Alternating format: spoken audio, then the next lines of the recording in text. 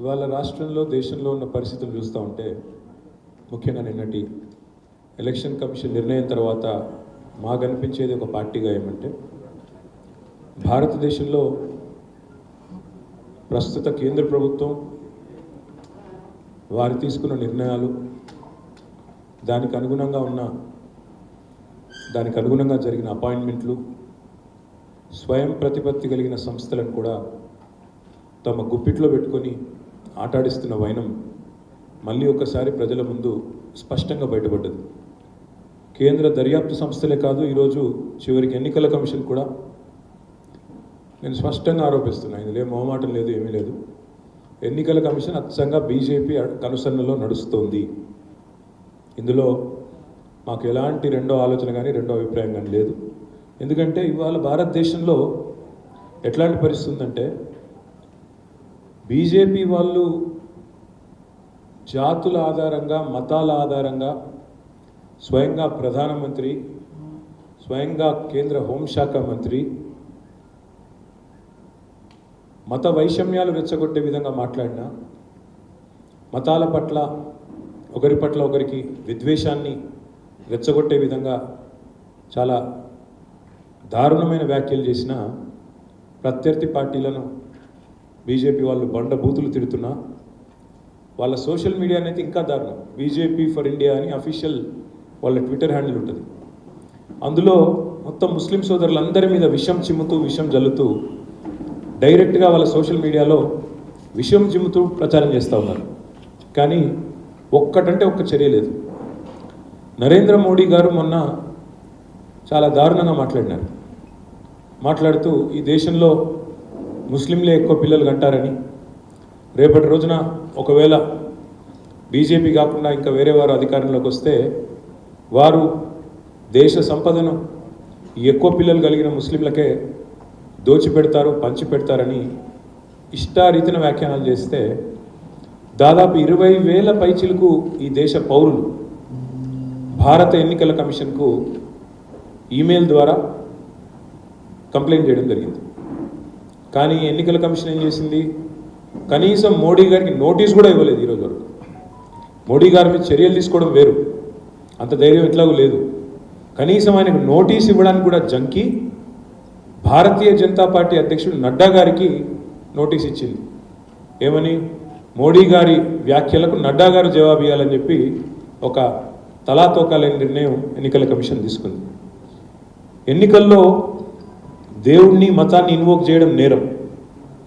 ఇదిగోండి, కేంద్ర హోంశాఖ మంత్రి అమిత్ షా ఎన్నికల ప్రచారంలో శ్రీరాముడి బొమ్మ పట్టుకొని ప్రచారం చేస్తున్న వ్యక్తి ఎవరో కాదు, కేంద్రంలో ప్రస్తుతం ఉన్న హోంశాఖ మంత్రివర్యులు అమిత్ షా గారు.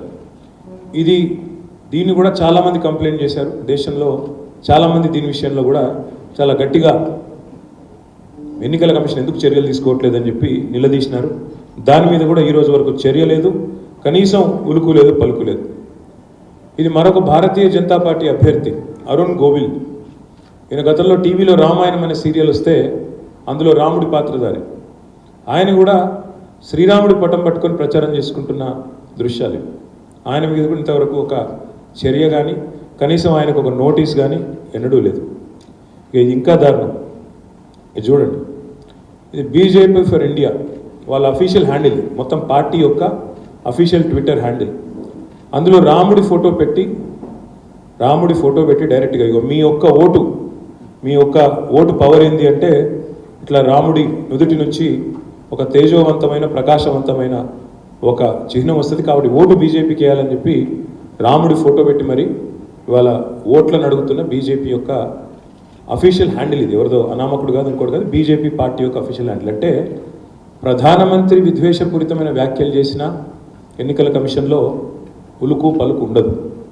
అదేవిధంగా కేంద్ర హోంశాఖ మంత్రి స్వయంగా రాముడి ఫోటో పట్టుకుని ఓట్లు అడుక్కున్నా ఉలుకుండదు, పలుకుండదు. వాళ్ళ అభ్యర్థులు అదేవిధంగా చేసినా ఉలుకు పలుకుండదు. మత విద్వేషాలను రెచ్చగొట్టే విధంగా, హిందువులను ముస్లింలను విభజించే విధంగా పార్టీ అఫీషియల్ హ్యాండిల్ నుంచి దాడి జరిగినా ఎన్నికల కమిషన్ మేల్కోదు. కానీ అదే కేసీఆర్ గారి విషయానికి వస్తే మాత్రం ఆగమేఘాల మీద ఒక నోటీస్ ఇచ్చినారు. నోటీస్ ఇచ్చిన తర్వాత మేము స్పందించి మా లాయర్లు మా పార్టీ నాయకులు దానికి తగిన విధంగా మా లీగల్ సెల్ ప్రత్యుత్తరం ఇచ్చింది, జవాబు ఇచ్చింది. ఏ కారణం చేత కేసీఆర్ గారు సిరిసిల్లకు వచ్చారు. ఈ మధ్యకాలంలో ఎండిన పంటల పరిశీలనకు కరీంనగర్ జిల్లాకు వచ్చి చివరిలో సిరిసిల్లలో ఒక ప్రెస్ మీట్ పెట్టినారు. ఏమన్నారు ఆ ప్రెస్ మీట్లో? ఎండిన పంటలు చూసిన తర్వాత, రైతుల ఆర్తనాదాలు విన్న తర్వాత కాంగ్రెస్ పార్టీకి ఈ ప్రభుత్వానికి బుద్ధి లేదు, వీళ్ళు ఇది కాలం తెచ్చిన కరువు కాదు, ఇది కాంగ్రెస్ తెచ్చిన కరువు, నీళ్ళుండి ఇవ్వలేని అసమర్థులు అశక్తులు అనే మాట కొంత పరుషంగా చెప్పినారు. అదేవిధంగా సిరిసిల్ల పట్టణంలో, సిరిసిల్ల నియోజకవర్గంలో నేతన్నలు మాకు బతుకమ్మ చీరల ఆర్డర్లు ఇవ్వండి, మా బతుకును కాపాడండి, మళ్ళీ ఆత్మహత్యలు మళ్ళీ స్టార్ట్ అయినాయని చెప్పి వచ్చి కేసీఆర్ గారికి ఆ ప్రెస్ మీట్ ముందే మొరబెట్టుకున్నారు. దాన్ని వారి ఆవేదనను గమనించిన తర్వాత, వారి బాధను చూసిన తర్వాత 8-9 సంవత్సరాలు ఆత్మహత్యలు లేకుండా బ్రహ్మాండంగా ఏ నేతన్నలనైతే కాపాడుకున్నామో ఆ నేతన్నల కుటుంబాలలో మళ్ళీ ఈ రకమైన నైరాశ్యం, ఈ రకమైన నిస్పృహ చూసిన తర్వాత కేసీఆర్ గారు బాధలో భావోద్వేగంతో ఒక మాట అన్నారు. ఏమన్నారు? నిరోధులు పాపడాలు అమ్ముకోండి అని ఒక దుర్మార్గుడు ఇక్కడ మాట్లాడుతున్నాడు కాంగ్రెస్ నాయకుడు నేతన్నల్ని. ఇది గుండెలంటూ ఒక పరుషంగా ఒక మాట మాట్లాడారు. అంటే ఇన్ని మాటలు, ఈ ఒక్క మాట మాట్లాడితేనేమో ఇవాళ కేసీఆర్ గారి గొంతు నొక్కి 4 కోట్ల ప్రజల తరపున, రాష్ట్రంలోని నేతన్నల తరపున, రైతన్నల తరపున మాట్లాడిన ఆయననేమో వెంటనే 48 గంటల నిషేధం. అదే మరి ఈ రాష్ట్ర ముఖ్యమంత్రి రేవంత్ రెడ్డి, ఆయన మీద మేము ఇప్పటికీ 8 కంప్లైంట్లు ఇచ్చినాం. 1 కాదు 2 కాదు, మా పార్టీ తరపున ఎన్నికల సంఘానికి 8 కంప్లైంట్లు ఇచ్చినా. మేము చూపెడతాను మీకు ఏమేమి కంప్లైంట్లు ఇచ్చామో, ఆయన ఏమేమి మాట్లాడినాడో కూడా చెప్తాను. 10 ఏప్రిల్ నాడు రేవంత్ రెడ్డి మాట్లాడిన మాటలు చాలా చాలా దారుణంగా, తుక్కుగూడ అనే మరి సభలో మాట్లాడిన మాటలు ఒకసారి వినండి.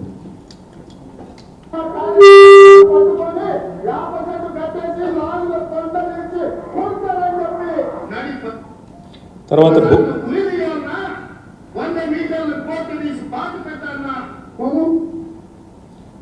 ఉరిదియాల, లాగులో తొండలు వదలాల, ఇంకా ఉన్నాయి చాలా. ప్లే చేయండి వరుస.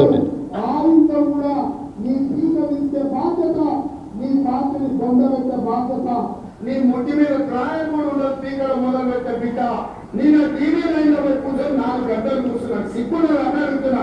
10 ఏళ్ళు ముఖ్యమంత్రి చేసిన ప్రతిపక్ష నాయకుడు మీ ఊర్లో 50 కోదండ వేసి కొట్టండి, లాగుల తొండలు ఇడవండి, ఊర్ల పక్కన పంట పెట్టి తొక్కుతాం. కేసీఆర్ పాపంలో ఊరేసుకొని నచ్చినా నీ అయ్యా బోధన పడ్డాడు, బొక్కలు ఎదిరా ఇయ్యాలకి నడవలేకపోతుంది. మరి ఇవన్నీ ప్రవచనాలు, ఇవన్నీ సూక్తులు, నీతి సూక్తులు, చాలా మంచి సుభాషితాలు. ఎలక్షన్ కమిషన్కి ఏమో ఇవి చాలా చక్కటి సుభాషితాల్లా వినబడతా ఉన్నాయి. ఇంతకంటే దారుణంగా మాట్లాడినాడు రేవంత్ రెడ్డి. కేసీఆర్ తల నరకండి, కేసీఆర్ తల నరకండి, కేసీఆర్ తల తెగ్గోయండి, ఇట్లాంటి మాటలు కూడా ఈ ముఖ్యమంత్రి మాట్లాడిన మాట. ఇవేవి కూడా ఎలక్షన్ కమిషన్కు కనబడదు. ఇవేమో ప్రవచనాలు, సూక్తులు, సుభాషితాలు.